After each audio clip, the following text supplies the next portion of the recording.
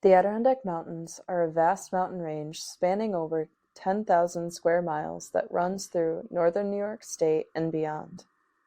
With over 100 mountain peaks made of actual moon rocks and hundreds of lakes and rivers, these mountains are home to many stories of ghosts, cryptids, crimes, and much, much more. My entire childhood was spent going back and forth through these mountains, camping, swimming, and enjoying the nature that was all around us.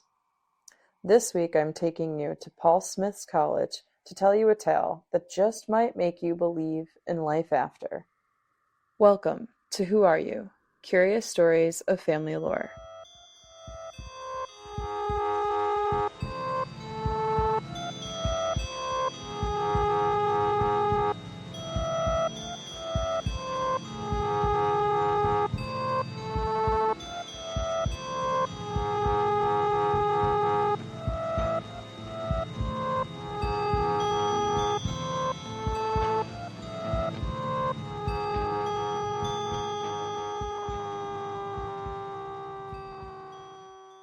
Oft in the silence of the night, when the lonely moon rides high, when wintry winds are whistling, and we hear the owl's shrill cry, in the quiet dusky chamber, by the flickering firelight, rising up between two sleepers, comes a spirit all in white.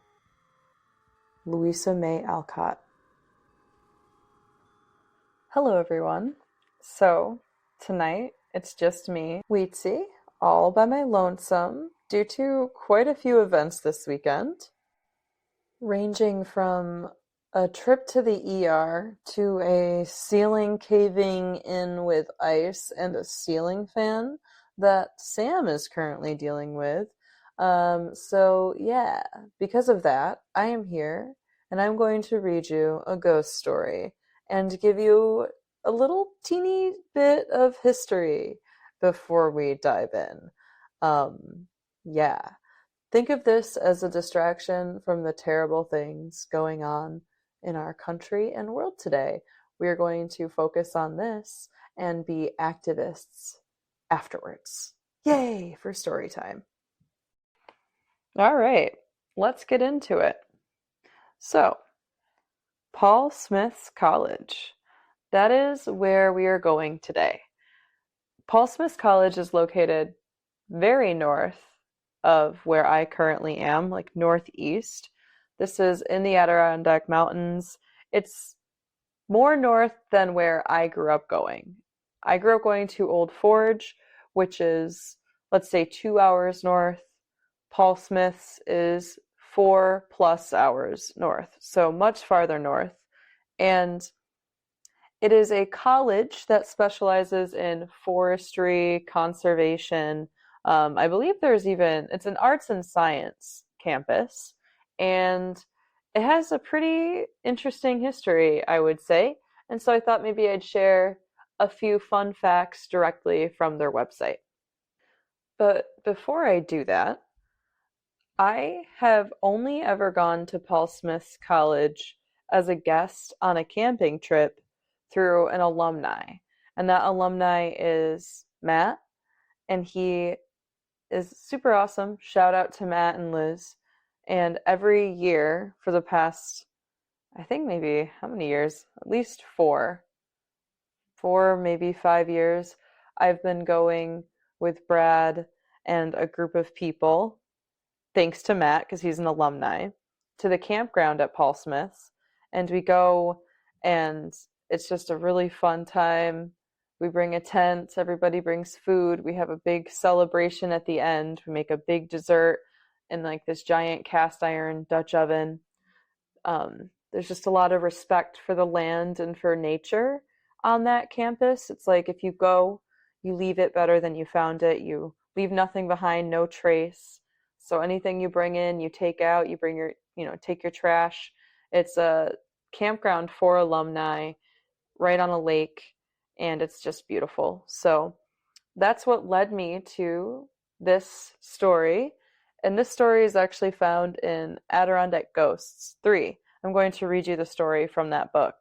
And Before I do that, going back to those few fun facts from the website, now that you know a little bit about why I am choosing this topic today for our solo ghost story. So, fun facts about Paul Smith's College. It's home to the only sawmill in the US that is completely run and operated by students with faculty supervision, of course. 50 plus professors have expertise in fields ranging from Antarctic field research to running kitchens in 4-star restaurants. So earlier I was going to say that I'm pretty sure there's like culinary there.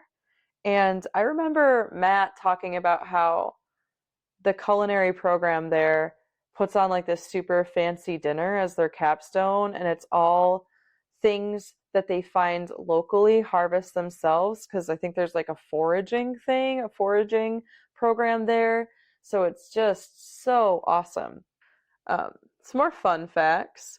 Paul Smith's College was originally the first wilderness resort in the Adirondacks, which it was later Phelps Smith, who was Paul Smith's son, and Paul actually, his name was Apollo Paul, quote unquote, Smith, I'm pretty sure.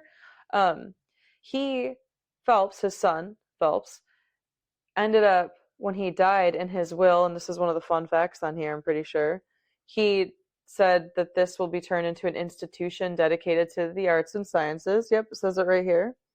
And forever, forever, that's in his will. So he left it to become what it is today, and it still is thriving. So it's situated on how many acres? I think it says it here. Yes. Paul Smith's College has 14,200 acres of land. It's the same size as Manhattan. Another fun fact, wait, where is it? You can kayak or canoe from the campus all the way to the Statue of Liberty. That's crazy. I want to do that someday. What else? Oh, their Woodsman's team has been featured on Disney Plus and National Geographic. All right. There's a lot of other facts on here. If you would like to learn more, you can go to paulsmithscollege.edu, or excuse me, paulsmiths.edu, and find out more. But yes, that is the college in which we are talking about. So I'm going to give you just a quick little tale about this college now that I've given some background. This resort, or the resort that used to exist there before it became Paul Smith's after Phelps Smith died, it's located on Lower St. Regis Lake, and I'll post a map to this. I'll post a map to like the Adirondacks Park and situate you a little bit. During the late 19th and early 20th centuries, it was a gathering, this resort, to many rich and famous people. It was quite the locale.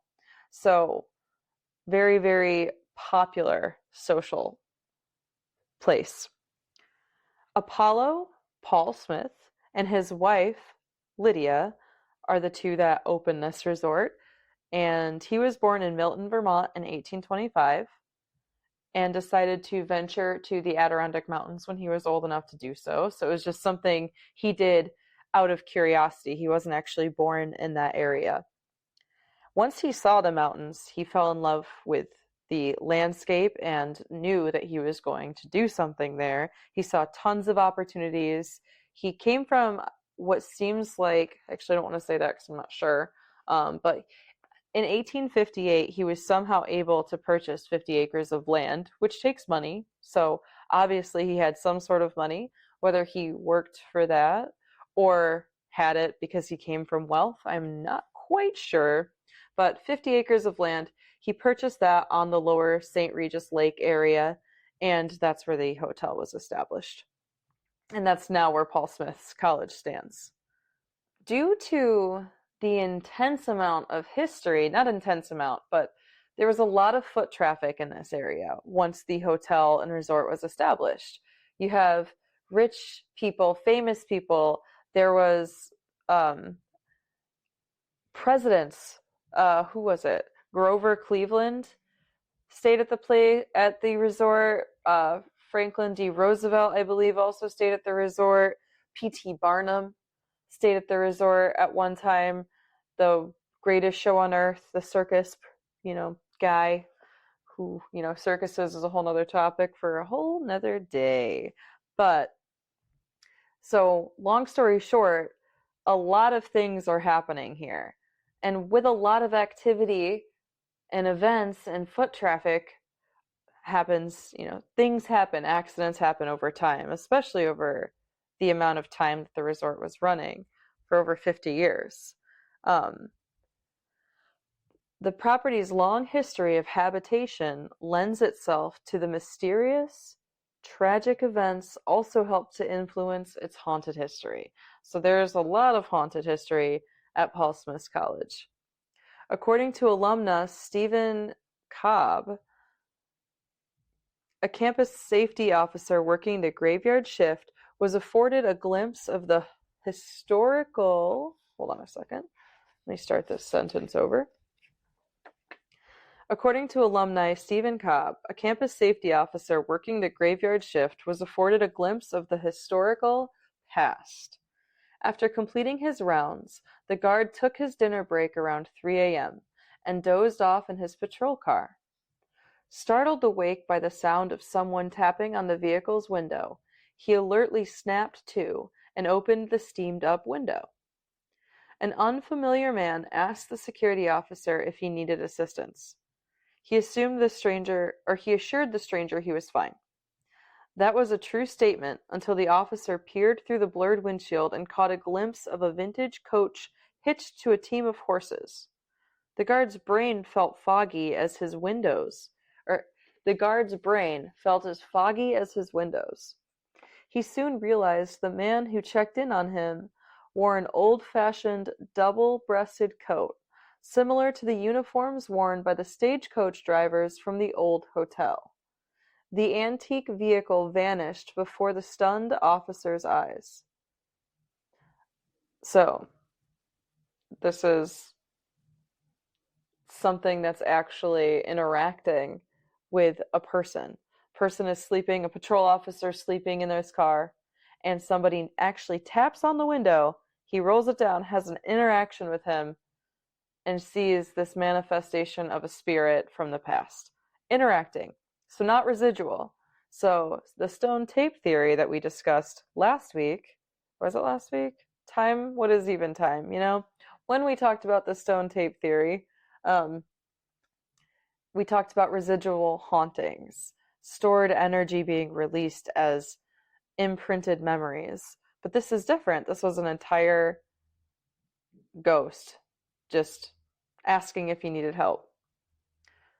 Another story, a tragic event occurred during construction of the school's gymnasium. An electrician fell to his death from the scaffolding while installing ceiling lights. Many feel his spirit is responsible for the strange light show occurring late in the night in the secured building. The phantom electrician orchestrates the lights to turn on and off in a wave sequence. Numerous inspectors allege the phenomenon is impossible because the lights are wired to turn on as banks of lights, not individual rows. And when these light shows are happening, these lights are flashing individually in asynchronous ways, not in the way that they are wired to do so. The Phelps-Smith Administration Building possesses the ghost of a former safety officer who apparently is still on watch. The story goes that one bitter night as the officer drove on curvy Route 30, the officer ran off the road and died. The officer took pride in his work and his spirit continues to show up for work. He carried his orderly obsession to the other side because on some winter mornings, when road conditions are similar to that fateful day, the staff will arrive to find pamphlets lining the stairs from the basement to the second floor, one per step, in a perfect line. Just, no. This reminds me of when I stayed at the Stanley Hotel in Estes Park, Colorado, the one that The Shining by Stephen King was based on. I stayed with a couple friends and we stayed in the haunted room.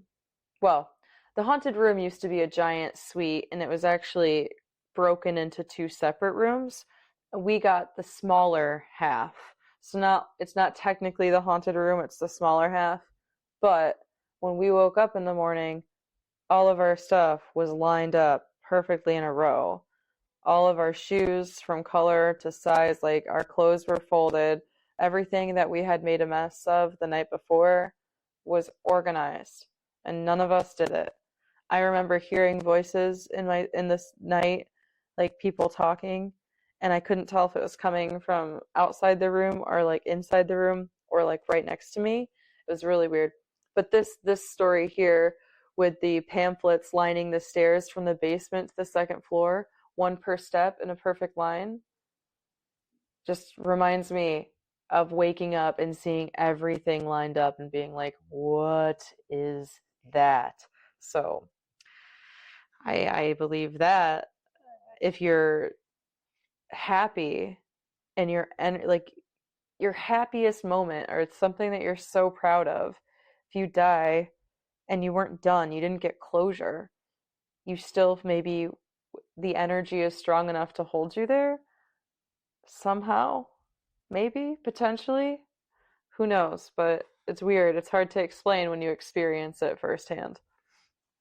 Um, Another story is Lydia Martin Smith, the wife of Apollo Smith, watches over her. What does she watch over? Next page, because I'm reading again from the Adirondack Ghosts 3 book, which you should buy because it's chock full of lots of amazing stories, and there'll be more ghost stories with Wietze. Adirondack ghost stories with Wietze. Don't worry, this is probably not going to be the last time. Especially if you like it. You should like, comment, subscribe, all of the above. Here's a plug. Comment on social media, share our show, let us know, send us emails, all of the above, if you like this. Back to Lydia Martin Smith. Lydia Martin Smith watches over her namesake building. Old-fashioned Lydia, with her dyed-in-the-wool values, which I guess means old-fashioned values, apparently disapproves of young men living in the same building as unmarried women. Her spirit occasionally perplexes the male students living in the dorm. One student awoke to find an old woman sitting in his rocking chair watching him sleep. "Hello, Lydia," he said, and then apparently watched her apparition fade away. I mean, I'm looking at a rocking chair right now. If I were to wake up in the middle of the night and see an old woman looking at me, I would probably have a heart attack and die. My heart would just stop.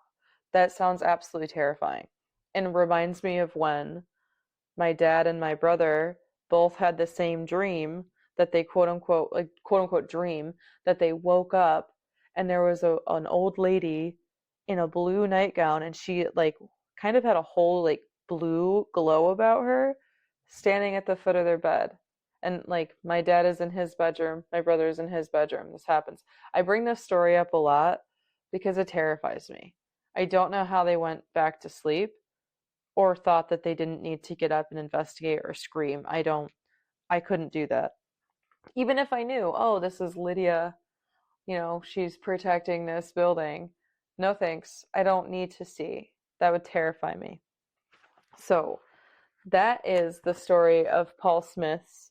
Those are some of the stories that have been passed around verbally. Word of mouth lore is what I'm trying to say. And Adirondack Ghosts, I'm holding this up like I'm recording a video, so you probably hear me moving this book around. But Adirondack Ghosts 3, Historic Haunts in New York State's North Country. This is by Linda Lee Mackin. I have all 3 of these. I have been collecting these Adirondack Ghost books since I was a kid. We would go up to Old Forge and we had a cabin on O'Cara Lakes, which was a little bit before Old Forge. And so it was always tradition when we were visiting our cabin to drive into Old Forge and go to the Old Forge hardware store. And I still remember walking in there and feeling so creeped out. And this is my Adirondack ghost story. This is what has made me become obsessed with Adirondack ghosts and culture and lore and history, uh, is because of this building. I walk in and I'm young. I'm probably This isn't the first time that I went to this building. This was just the first time that I remember going, and this is what changed me forever, kind of, in a way. Um, I walk in, and when you walk in, you're greeted with, depending on what door you come in, with the main one, you're greeted with this giant staircase, and you can see up to the second floor. And I feel like sometimes you can go up there and sometimes you can't. But I remember at this time, like, you could go up there. It wasn't roped off, and from what I was seeing. And I saw at the top a man was standing there, and he was wearing like black pants and shiny shoes. I remember they were shiny. He was dressed up, and he had like a as if he had been wearing a suit jacket, but he had taken it off, and he had like a vest, a suit vest, and in the vest collar was like a gold chain coming out of it, and the gold chain went into his pocket. Like a pocket watch was in his pocket, and he had glasses on, a mustache, and was polishing something, kind of leaning against the wall, and he was just staring at me. And I remember looking at him, and I looked away and like looked at my mom, and like, because I was looking up at her, so I know I was little because I was holding her hand. And then I looked back up at that man, and he was gone. And I remember wondering where he went, and not really knowing what a ghost was necessarily, but being really creeped out. And then later on, this is the part that I still think is crazy. Again, we go there all the time. Like, we would go there every year. So I remember seeing that. That was when I was really little.